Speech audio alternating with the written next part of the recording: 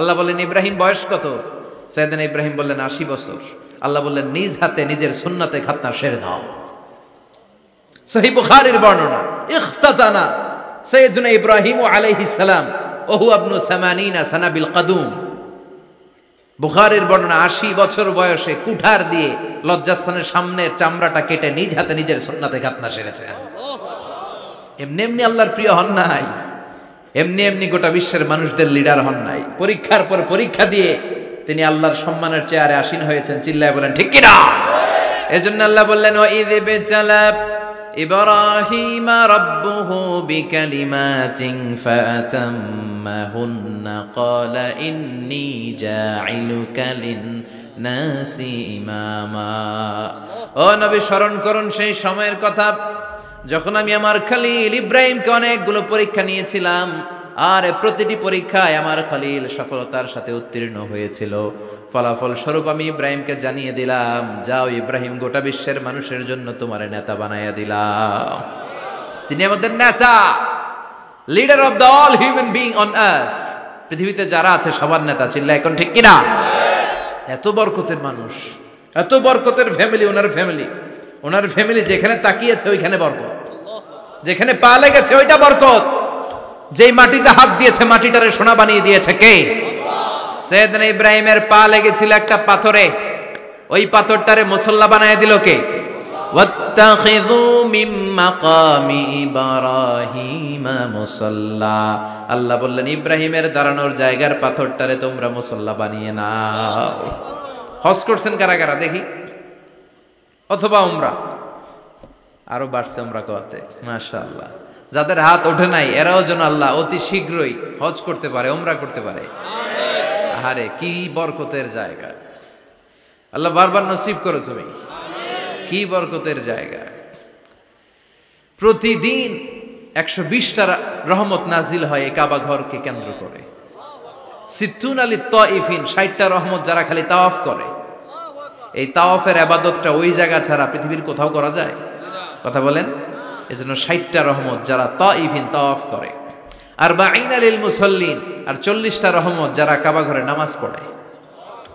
40 আর 60 100, বাকি রইল কয়টা? ওয়াল 20 লিন নাযিরিনা ইলাল কাবা। বাকি 20টা যারা তাওয়াফও করে না, সালাতও পড়ে না, খালি কাবা ঘরের দিকে তাকায় থাকে। কাবা ঘরের দিকে ফেল ফেল করে তাকায় থাকলো, আমলনামায় 20টা রহমত নাজিল করে কে? এত বরকতের ফ্যামিলি। সাইয়েদনা ইব্রাহিম সন্তান হলো ইসমাইল, স্ত্রীর নাম হাজার। 3 জনের ফ্যামিলি। চিল্লায় বলেন কয়জন? এই 3 জনের ফ্যামিলির এত বরকত, যেই জায়গায় হাত লেগেছে জায়গাটারে বরকতময় করেছে কে? যেখানে পা লেগেছে বরকত দিয়ে ভরে দিয়েছে কে? সাইয়েদনা ইব্রাহিম রাজমিস্ত্রিগিরি যখন করতেছিলেন, বানাতে বানাতে আর নাগাল পায় না। আল্লাহ বলে এই পাথরটার উপরে দাঁড়াও। উনি দাঁড়ালেন। এবার যতটুকু উপরে ওঠা লাগে পাথরটা অটোমেটিক্যালি উপরে উঠে যায়, যতটুকু নামা লাগে অটোমেটিক্যালি নিচে নেমে যায়। পৃথিবীর কোন পাথরে আপনি ইচ্ছা মতো লাথি মারলে ওইখানে পায়ের দাগ পড়বে? সাইয়েদনা ইব্রাহিম ওখানে দাঁড়ানোর সাথে সাথে উনার ফুটপ্রিন্ট পাথরের মধ্যে লেগে যায়। কাবা ঘরের পাশে গোটা বিশ্বের মানুষের কাছে চিরম্লান করার জন্য, চিরস্মরণীয় করে রাখার জন্য কাবা ঘরের পাশে আল্লাহ পাথরটার স্থান দিয়েছেন। মাকাম ইব্রাহিম। বিশ্বনবী তাওয়াফ করার পরেই ওই জায়গায় 2 রাকাত নামাজ পড়তেন। আপনারাও যারা হজ উমরা করবেন, তাওয়াফ করার পরেই মাকাম ইব্রাহিমে 2 রাকাত সালাত পড়া সুন্নাত। তার মানে পা লাগছে, ওইটা হয়ে গেছে আমগো মুসল্লা। সাইয়েদনা ইব্রাহিমের পা যেখানে লাগছে ওইটা আমাদের কি?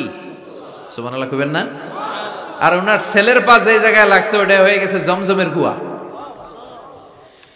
ছোট্ট বাচ্চা ইসমাইলকে রেখে দিয়ে আমরা যারে বলি বিবি হাজেরা, আসলে হাদিসের ভাষায় হাজার, তিনি সাফা পাহাড় থেকে মারওয়া পাহাড়ে দিলেন দৌড়।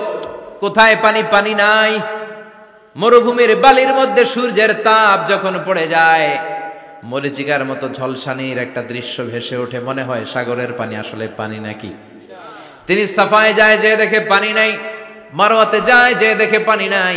পানির সন্ধানে হাজার আলাইহিস সালাম 7 বার 2 পাহাড়ের মাঝখানে দৌড়াদৌড়ি করলেন।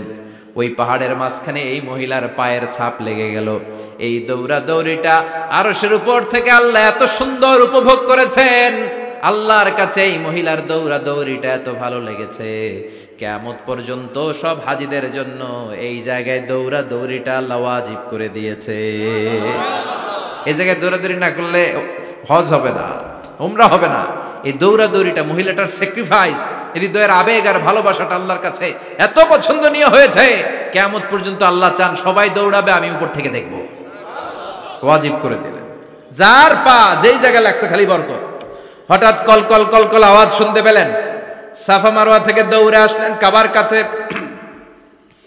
এসে দেখলেন ফেলে রাখা দুধের বাচ্চা ইসমাইলের পায়ের ধাক্কায় জমিন থেকে পানি বের হতে শুরু করেছে। কলকল কলকল আওয়াজ। ওনারা আরবি ভাষা জানতেন না। সাইয়েদনা ইব্রাহিম, ইসমাইল, হাজার এরা সুরিয়ানি ভাষার মানুষ ছিলেন। সুরিয়ানি ভাষায় উনি বসে পানি যাতে মরুভূমির বালুতে লেগে শুকিয়ে না যায়, বালু দিয়ে বাঁধ দিতেছে। আমরা বাঁধ দেই না পানি আটকানোর জন্য? দেখেন নাই মনে হয়? দেখেন নাই? পানি আটকানোর জন্য বাঁধ দেই আমরা। হাজার এসে বালু দিয়ে বাঁধ দিতেছে নিজে নিজে, আর নিজের সুরিয়ানি ভাষায় বলতেছে জাম জাম, মানে থাম থাম, পানি যাইস না তুই। জাম মানে কেফ কেফ, স্টপ স্টপ, থাম থাম, আরে পানি চলে যাস না, থাম থাম। ওনার মুখ নিঃসৃত এই ঝাম ঝাম শব্দ দুইটা আল্লাহর এত পছন্দ হয়েছে, কিয়ামত পর্যন্ত আল্লাহ এই কুয়ার নাম ঝামঝামের কুয়া করে দিয়েছেন।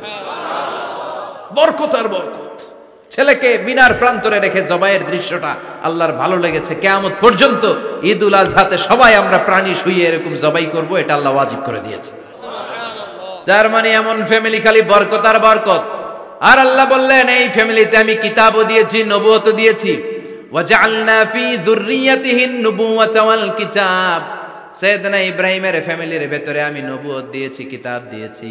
এই পৃথিবীতে যত নবীর নাম আপনি বলবেন সবগুলো সাইয়েদনা ইব্রাহিমের নাতিপুতি। লক্ষাধিক নবী পৃথিবীতে, 5-7 জন ছাড়া। কজন ছাড়া? উপরের 5-7 জন ছাড়া যত নবী আপনি নাম বলতে পারবেন, যাদের নাম জানি কিংবা জানি না, সব সাইয়েদনা ইব্রাহিমের বংশধর, ওনার নাতিপুতি। ওনার আল্লাহ 86 বছর বয়সে দিলেন সাইয়েদনা ইসমাইল আলাইহিস সালামকে। ওনার বয়স যখন 100 তখন দিলেন সাইয়েদনা ইসহাক আলাইহিস সালামকে। তাহলে ওনার প্রথম ছেলের নাম? দ্বিতীয় ছেলে? আওয়াজ করে বলেন, প্রথমটা? দ্বিতীয়টা? ইসহাক। দুর্ভাগ্যজনক হলেও সত্য, ইসমাইলের চেনে কোনো নবী আল্লাহ দেন নাই, কোনো নবী নাই। সব নবী এই চেনে হাজার হাজার লক্ষাধিক নবী খালি ইসহাকের বংশে নাম। এই বংশে কোনো নবী নাই। আর এই বংশের নবীরা প্রজন্মের পর প্রজন্ম একে অপরকে বলে যায়, সব শেষে কিন্তু একজন নবী আসবে, ওইটা হবে শ্রেষ্ঠ নবী, বিশ্ব নবী। ঠিক কি না? একের পর এক নবুয়ত আল্লাহ এই চেনে দিলেন। ইসহাকের চেইনে, সাইয়েদনা ইসমাইলের চেইনে কোনো নবী নাই। এত নবী এখানে এসেছে, এরা ভেবেই নিয়েছে ওই যে শেষ নবী যেটা শ্রেষ্ঠ নবী এটাও এখানেই আসবে। কিন্তু আস্তে আস্তে হাজার হাজার লক্ষাধিক নবী আল্লাহ এইখানে পাঠিয়ে সাইয়েদনা ঈসা আলাইহিস সালামের পরে আল্লাহ স্টপ মেরে দিলেন। স্টপ মেরে দিয়ে 570 বছর পরে শ্রেষ্ঠ নবীটারে আল্লাহ এই চেনে পাঠিয়ে দিলেন। এজন্য আমরা হচ্ছি বানি ইসমাইল। আমরা কি? বিশ্বনবী হচ্ছেন বানি ইসমাইল, বিশ্বনবী কি? আর এরা হচ্ছেন বানি Israil. Changing the leadership from বানি ইসরাইল টু বানি ইসমাইল। এজন্য অহংকারকারীদের পরিণাম শুভ হয় না। এরা নবী পেতে পেতে এই প্রজন্ম অহংকারী হয়ে উঠেছিল আর গালি দিচ্ছিল এই চেইনটা আটকুরা চেইন, নবী আসার দিক থেকে এই চেইনে কোনো নবী নাই, সব নবী এই চেইনে আমরা পাই, আর শ্রেষ্ঠ যে নবীটা আসবে সেটাও এই চেইনে আসবে। আল্লাহ কয় না, আমি খেলা উল্টায় দিব, সব নবী এখানে পাঠালেও শেষ নবী আমি এখানে পাঠাবো না। শেষ নবী আল্লাহ তাআলা সাইয়েদনা ইসমাইলের চেইনে পাঠিয়ে দিয়েছেন। চিৎকার করে পড়েন আল্লাহু আকবার। পৃথিবীর সর্বশ্রেষ্ঠ 3টা ধর্ম, ইহুদিবাদ, খ্রিস্টবাদ আর ইসলাম, এই 3 ধর্মের উৎপত্তি হচ্ছে সাইয়েদনা ইব্রাহিম থেকে। এজন্য এই 3টা ধর্মকে একসাথে বলে অ্যাব্রাহামেটিক ফেইথ, কম্পারেটিভ রিলিজিয়ন। তুলনামূলক ধর্মতত্ত্ব নিয়ে যাদের পড়াশোনা আছে তারা জানবেন এই 3টা ধর্মই আল্লাহর দেয়া। কিন্তু ইহুদিবাদ আর খ্রিস্টবাদ আল্লাহর দেয়া শরীয়তের উপর চলতে পারে নাই, শুধু চলতে পেরেছে ইসলাম। চিল্লা এখন ঠিক কিনা? এই জন্য প্রতি নামাজে আমরা বলি গায়রিল মাগদুবি আলাইহিম ওয়ালাদ-দাল্লিন। ও আল্লাহ, যারা মাগদুব মানে ইহুদিরা, তাদের পথে আমরা হাঁটতে চাই না। আবার যারা দল্লিন পথভ্রষ্ট খ্রিস্টানদের পথেও আমরা হাঁটতে চাই না। আমরা হাঁটতে চাই ইসলামের পথে। ঠিক কিনা? আমরা যদি হাঁটতে যেয়ে পথ ভুলে যাই, পথ দেখিয়ে দেয় কে?